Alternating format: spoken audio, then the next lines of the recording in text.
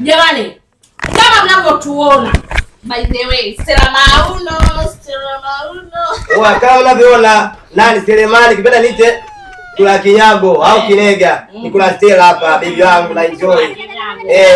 Wewe tunaomba mfuatilie. Nyinyi ndio tunawapenda. Leo hapa tupo hapa. Ninachotaka kuambia. Jamani, Selemani anatafuta mchumba.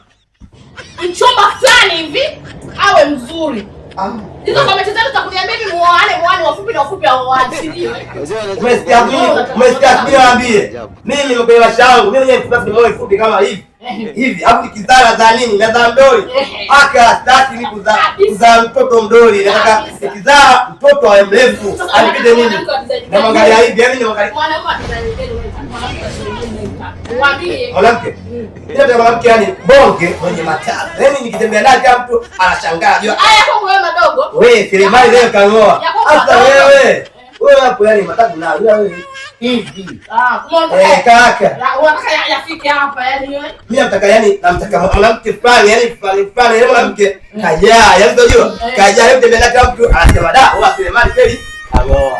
Kangoa tu. Kabisa. Nadhani nimesikia sasa unataka comment. Comment, mimi nasema comment hapo. Nataka mwanamke ambaye ana shape, yuko vizuri. Ila sana hela. Shangazi vipi? Hata mshangazi anafa. Shangazi afie na miaka 50 au 40.